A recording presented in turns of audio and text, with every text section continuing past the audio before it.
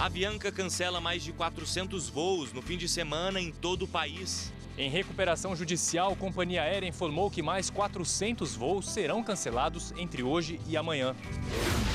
Em vez de nomear aprovado em concurso público, Correios contratam terceirizados e TST condena a empresa. O candidato argumentou que teria sido convocado se os Correios tivessem nomeados aprovados. Tecnologia para cuidar das finanças são as fintechs. Basta estar conectado para fazer negócios, gerenciar dívidas ou investir. Laudo aponta que extração de sal tem provocado afundamento em bairros de Maceió. A Justiça de Alagoas acompanha o caso. A Braskem informou a paralisação da atividade de extração de sal e do funcionamento das fábricas de clorossoda e de cloretano.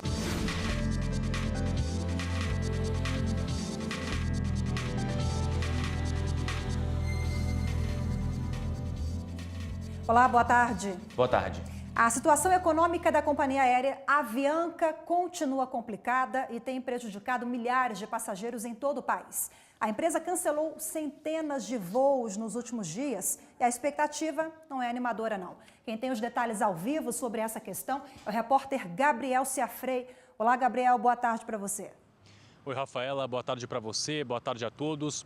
Pois é, mais de 800 voos foram cancelados, 422 no último fim de semana e 406 entre hoje e amanhã, o que afetou 25 aeroportos de 20 estados, causando aí vários transtornos para os passageiros. Em recuperação judicial por conta dos problemas financeiros, a Avianca anunciou uma redução nos voos, nos aviões que vão operar e, consequentemente, nos voos.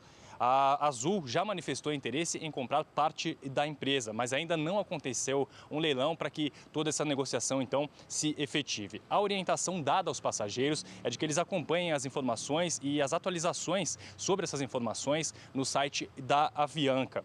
Bom, o prazo dos funcionários para que a Avianca quite também as verbas trabalhistas também termina hoje. Eles afirmam que os salários estão atrasados desde janeiro e também de que a diária alimentação não foi paga, além de depósitos de fundo de garantia por tempo de serviço e a contribuição previdenciária. Voltamos ao estúdio, Rafael. Obrigada pelas informações, Gabriel. E a Justiça da Suécia anunciou hoje que reabriu as investigações sobre o suposto estupro praticado pelo fundador do Wikileaks, Julian Assange. A Justiça sueca chegou a arquivar o caso em 2017, mas decidiu emitir um mandato de prisão europeu contra Assange, que nega as acusações. A expectativa é que ele compareça a um tribunal europeu antes que o crime prescreva em 2020 ou antes que seja extraditado para os Estados Unidos. Assange foi preso em abril, após viver por 7 anos na Embaixada do Equador em Londres.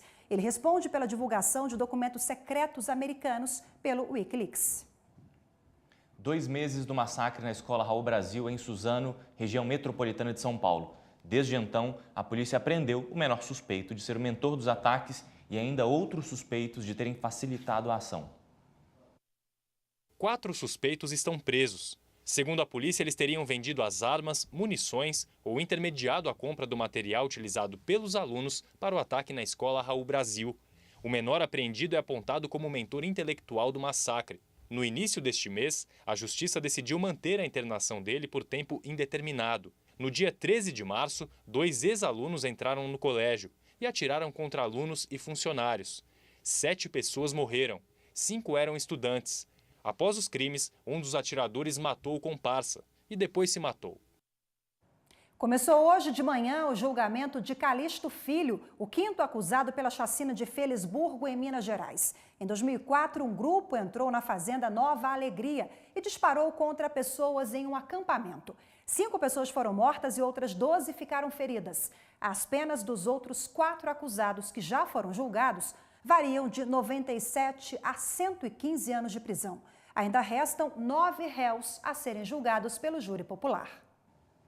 Os Correios foram condenados a pagar indenização por ter contratado um empregado terceirizado em vez de nomear um aprovado em concurso público. A decisão é da 3ª turma do Tribunal Superior do Trabalho.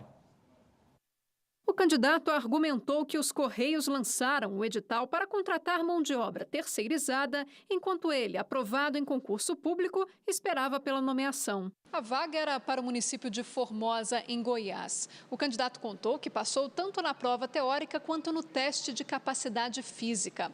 Com base no número de terceirizados contratados e na ordem de classificação dele no concurso, o candidato argumentou que teria sido convocado se os Correios tivessem nomeados aprovados. Ao contrário do primeiro grau, o Tribunal Regional do Trabalho da 10ª Região negou o pedido de indenização do aprovado, que recorreu da decisão. Na terceira turma do Tribunal Superior do Trabalho, o relator ministro Agra Belmonte teve entendimento diferente do TRT. Ele observou que a contratação de terceirizados não é proibida, mas que a terceirização não pode impedir a contratação de aprovados em concurso público. O que o tribunal fez aqui foi considerar que seria perfeitamente possível contratar terceirizados em detrimento de concursados. E isso é contrário à nossa jurisprudência, daí porque penso que a decisão proferida em juízo de primeiro grau, considerando que essa terceirização era uma terceirização ilícita, ela realmente gera a angústia capaz de se refletir em danos morais e, por isso, mantenho o meu voto. A decisão foi unânime. A empresa brasileira de Correios e Telégrafos foi condenada a pagar R$10 mil de indenização por dano moral ao candidato. E a seguir, você vai saber como funciona e como é regulamentada uma fintech, empresa que une tecnologia e finanças. Basta estar conectado para fazer negócios, gerenciar dívidas ou investir.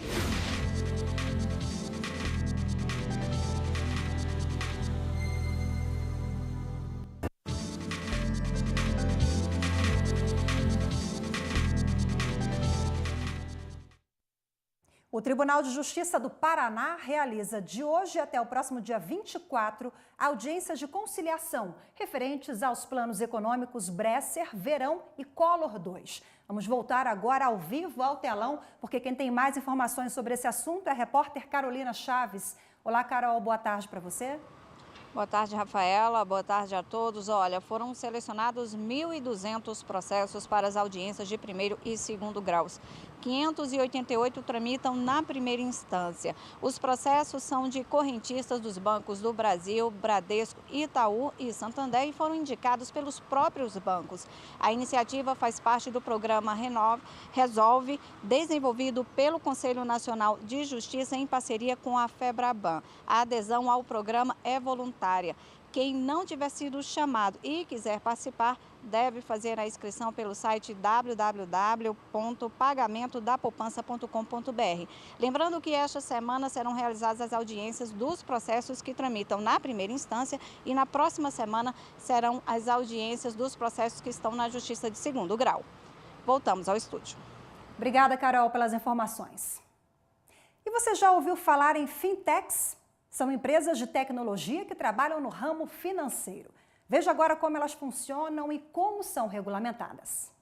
A vida financeira é gerenciada com um toque na tela, um simples clique, em qualquer lugar, sem filas, sem burocracia, com a promessa de um serviço mais barato e com taxas convidativas. São as fintechs. O nome já diz tudo. Finança e tecnologia juntas. Basta estar conectado para fazer negócios, gerenciar dívidas ou investir. Uma nova maneira de lidar com dinheiro. As fintechs também oferecem outras categorias de serviços. Compra e venda de moeda estrangeira, financiamentos, seguros, pagamentos e empréstimos. Empresas de tecnologia que operam no ramo financeiro são regulamentadas pelo Banco Central. Hoje, mais de 400 startups desse tipo movimentam o setor. O objetivo é diminuir os custos de quem precisa de dinheiro e dar novas oportunidades de aplicações para quem quer faturar. Com um processo 100% online, muito mais rápido e sem burocracia, o cliente, a empresa, que precisa de um crédito, ela acessa a nossa plataforma e pode ter acesso.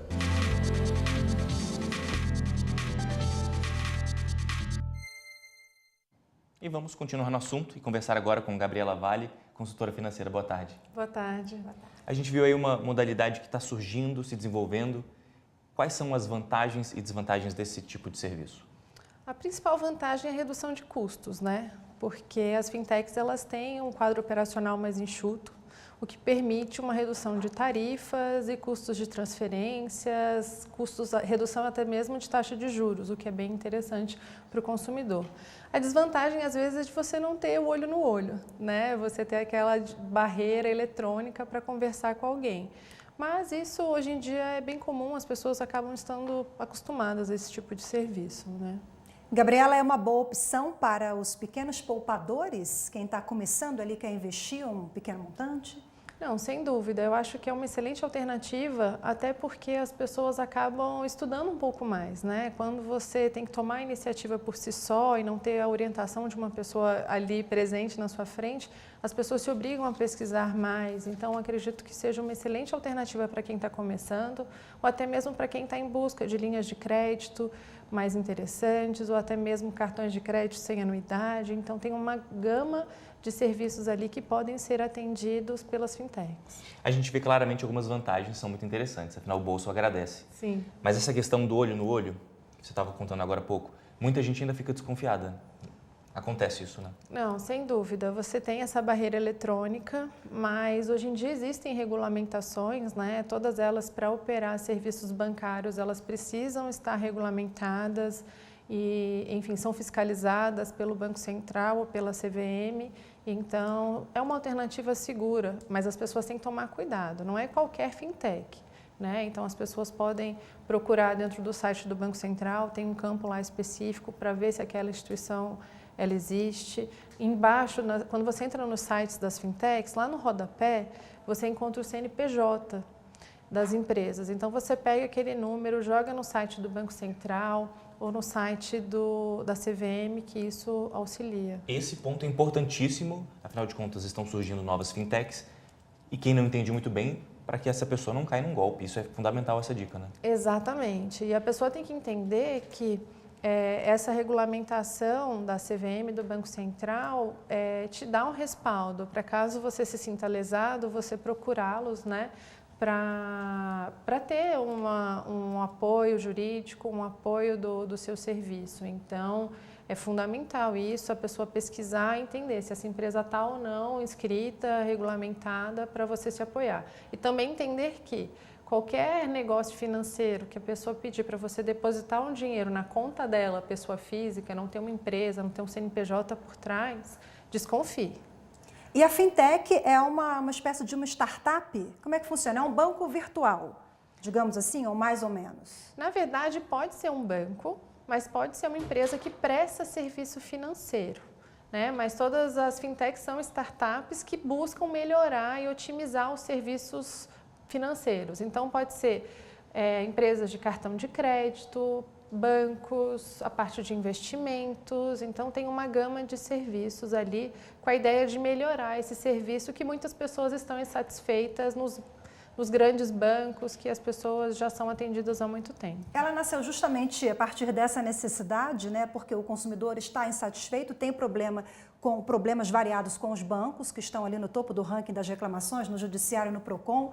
Então, nasceu para se adaptar à realidade, à tecnologia e a essas demandas também do consumidor. Sem sombra de dúvidas. E alternativas mais baratas, né? Para que as pessoas tenham opções e consigam, enfim, ganhar um pouquinho mais, né? Seja guardando dinheiro ou pagando menos juros. Agora, como é tudo por meio virtual, como que fica a questão do contrato para a pessoa ter um pouquinho mais de segurança? Por mais que seja só virtual, existe o contrato, como de todas as outras formas, né? Sem dúvida. Quando você se inscreve numa fintech, enfim, vai se cadastrar lá, você tem toda uma regulamentação a ser seguida. Você vai preencher um cadastro, em algum momento vai ter o contrato eletrônico, obviamente, mas que você pode inclusive imprimi-lo. Existe essa possibilidade para você ali ter aquilo arquivado, guardado, e você vai ter que fazer uma assinatura eletrônica. Você normalmente desenvolve uma senha eletrônica e a partir dali você assina que está de acordo com aquele contrato. E aquele contrato, ele é passível de você levar à justiça e contestá-lo sem sombra de dúvidas. E é uma novidade no mercado, digamos assim, agora que as pessoas, que a gente está falando um pouquinho mais sobre... Está crescendo, de né? demanda, né? Os consumidores estão migrando, né, Gabriela? Devagarzinho. Sim, essas empresas vêm crescendo cada vez mais, elas estão despontando exatamente por isso, porque as pessoas vão ganhando segurança e vão vendo alternativas melhores até para guardar o seu dinheiro ou ter outras linhas de crédito ou serviços bancários. Ok, Gabriela Vale, muito obrigada pela participação. Boa tarde. Boa tarde, eu que Obrigado, agradeço. Boa tarde. Um funcionário processou a empresa que trabalhava por passar dados incorretos à Receita Federal no documento de rescisão. O caso foi parar no STJ, que entendeu que a mera inclusão na malha fina por erro na prestação de informações não caracteriza dano moral. A terceira turma do Superior Tribunal de Justiça afastou a condenação por danos morais de uma empresa que provocou a inscrição de um funcionário na malha fina do imposto de renda. Para o colegiado, não ficou comprovado o abalo aos direitos de personalidade a ponto de justificar o pagamento de indenização. O valor errado foi pago em uma reclamação trabalhista. O ex-empregado teve a restituição do imposto de renda retida pela Receita Federal. O pagamento foi liberado após a retificação das informações. Em primeiro grau, a empresa foi condenada a pagar R$ 4.650 de compensação pelos danos morais. A indenização foi confirmada pelo Tribunal de Justiça de São Paulo. Em recurso especial ao STJ, a empresa alegou que não cometeu nenhum dano ou ilícito para justificar a condenação, cujo valor seria excessivo. A relatora do recurso, ministra Nancy Andrighi, explicou que não é toda e qualquer situação geradora de incômodo ou de sabor que é capaz de afetar o âmago da personalidade do ser humano. O presidente do Conselho Regional de Contabilidade do Distrito Federal esclarece que ser incluído na malha fina não é uma punição, mas apenas uma solicitação de esclarecimentos para a Receita Federal. A dificuldade que pode ocorrer é da necessidade de retificar a declaração que já foi entregue e, na retificação, gerar alguma inconsistência no sentido de recálculo do imposto devido ou da restituição que teria direito na primeira declaração. Então, não vejo que gere grandes dificuldades no processo de retificação e de correção. E no próximo bloco, extração de sal em Maceió provoca afundamento em 3 bairros da capital alagoana. O relatório do Serviço Geológico do Brasil, CPRM, comprovou que a população já suspeitava.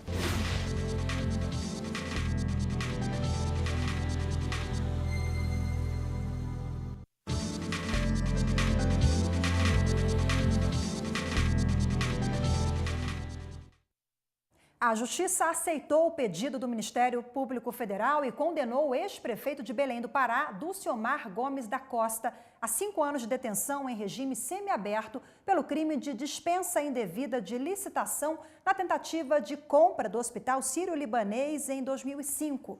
Pelo mesmo crime, a ex-secretária de Saúde, Cleide Maria Fonseca, também foi condenada a 5 anos e 4 meses de prisão em regime semiaberto.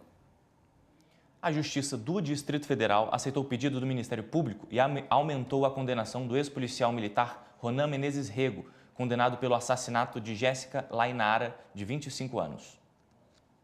O Ministério Público recorreu da decisão, alegando que os jurados não levaram em consideração que o crime ocorreu na presença da avó de Jéssica. A Justiça aceitou o pedido e reajustou a pena para 26 anos e 4 meses de reclusão. O crime aconteceu no dia 4 de maio do ano passado. Segundo o Ministério Público, Jéssica estava em casa quando Ronan atirou 3 vezes. Ela morreu na hora. Ainda de acordo com a denúncia, o ex-policial ainda tentou matar o educador físico Pedro Henrique da Silva Torres. Tribunal de Justiça do Rio Grande do Sul, em parceria com a Narcóticos Anônimos, promove encontros com torcedores de time de futebol que cumprem medidas alternativas. A parceria com os Narcóticos Anônimos tem como foco os torcedores em cumprimento de medidas alternativas ao processo criminal. Os acusados por posse de drogas devem comparecer regularmente nos grupos de ajuda e a medida pode ser cumprida no Foro Central de Porto Alegre. A parceria busca reunir pessoas com perfis semelhantes para debater sobre as causas e consequências do consumo de drogas. Segundo o juiz de direito, Marco Aurélio Martins Xavier, a questão precisa ser enfrentada com informação e trocas de experiência. A primeira reunião ocorreu no início de maio, no 10º andar do Foro Criminal. Os encontros são abertos ao público e estão previstos para a primeira sexta-feira de cada mês. Torcedores estrangeiros envolvidos em episódios de violência não entrarão no Brasil durante a Copa América, que começa no dia 14 de junho, com a partida entre Brasil e Bolívia no estádio do Morumbi, em São Paulo. A decisão foi publicada hoje no Diário Oficial da União, na portaria do Ministério da Justiça e Segurança Pública. Com isso, os órgãos de controle de fronteira e de atividades de fiscalização migratória nos portos, aeroportos internacionais e pontos de fiscalização terrestre de imigração estão instruídos a impedir a entrada no país de pessoa que conste no sistema de controle migratório como membro de torcida envolvido com violência em estádios. O jogo final da Copa América será no dia 7 de julho, no estádio do Maracanã, no Rio de Janeiro. O porte de armas, mesmo fora de serviço, é permitido a policiais de todo o país. Mas um caso que aconteceu em Brasília levantou discussão sobre os limites para o uso de armas por policiais quando não estão a trabalho. As imagens foram feitas por câmeras de monitoramento. 2 homens discutem em uma festa. O da direita do vídeo, policial civil, saca a arma. O outro rapaz, policial militar, reage e também pega a arma. Quando percebe a situação, o policial civil atira. Ferido, o PM foi levado para o hospital, mas não resistiu. O crime ocorreu nesta casa noturna do Distrito Federal. O policial civil foi preso em flagrante. Ele foi ouvido em uma audiência de custódia, onde ficou determinada a prisão preventiva. Situações como as que aconteceu aqui levantam uma discussão sobre até onde vai o limite para porte de armas para policiais que não estão trabalhando. As regras para policiais civis ou militares andarem armados, mesmo quando não estão em serviço, são definidas pelo Estatuto do Desarmamento. Mas este advogado explica: em locais particulares, como em casas noturnas, é a administração do estabelecimento que decide sobre a possibilidade de entrar ou não com a arma. E aí começa a celeuma, né? Essa questão todinha. Se tem que ter cofre, se não tem que ter cofre, se ele tem que se identificar com um policial que está armado também. Então, essa imposição da casa noturna, ela tem que ser cumprida. Se nós tivermos uma lei que defina, nós vamos parar de ter certos problemas, de ter certos conflitos. O governo do Distrito Federal decretou estado de emergência por riscos de queimadas na capital. A medida vale até novembro deste ano e, com ela, órgãos que integram o Plano de Prevenção e Combate a Incêndios Florestais poderão fazer compras emergenciais, ou seja, sem licitação. E a extração de sal tem provocado afundamentos em 3 bairros de Maceió, em Alagoas. É o que aponta o laudo geológico. O Tribunal de Justiça do Estado promoveu uma audiência pública para acompanhar e mediar o caso. O relatório do Serviço Geológico do Brasil, CPRM, comprovou que a população já suspeitava que a extração de salgema pela Braskem causou o afundamento de diversos pontos do bairro do Pinheiro, afetando ainda o Bebedouro e o Mutange. A audiência pública que divulgou o resultado dos estudos movimentou a capital alagoana e o presidente do Tribunal de Justiça, desembargador Tutimés Ayran, marcou presença e se colocou à disposição para mediar a conversa entre moradores e a empresa na tentativa de resolver o entrave. Estiveram na reunião CPRM, a Defesa Civil Municipal e a Nacional. Depois, o presidente se reuniu com a Braskem, que só se pronunciou por meio de nota após a divulgação do relatório. Em nota, a Braskem informou a paralisação da atividade de extração de sal e do funcionamento das fábricas de clorosoda e de cloretano, localizadas no bairro do Pontal da Barra. A nota emitida pela empresa diz ainda que estão sendo avaliados os impactos na planta de PVC em Marechal Deodoro e também nas plantas do polo de Camaçari, na Bahia, já que elas estão integradas na cadeia produtiva. Tutimés Ayran considerou os encontros produtivos e agora vai ouvir os moradores, Defensoria Pública e Ministério Público Estadual. As pessoas estão sofrendo muito, não é? Mas nesse momento é preciso transcender um pouco esse sofrimento para racionalmente construir caminhos. E a Justiça da França autorizou o Brasil a repatriar 45 fósseis de dinossauros e outros animais que estavam à venda na internet e foram exportados de maneira ilegal. Segundo o Ministério Público Federal, o processo relacionado a um fóssil ainda aguarda conclusão. Os 46 fósseis como esse estão avaliados em quase 600 mil euros, o que equivale a 2,5 milhões de reais, levando em conta a raridade, o interesse científico e a qualidade de preservação do material. A repatriação foi autorizada pelo Tribunal de Grande Instância de Lyon e atendeu a um pedido de cooperação do Ministério Público no Ceará. E o Jornal da Justiça, primeira edição, fica por aqui. Continue com a programação da TV Justiça e uma boa tarde para você. Uma boa tarde para você e até amanhã.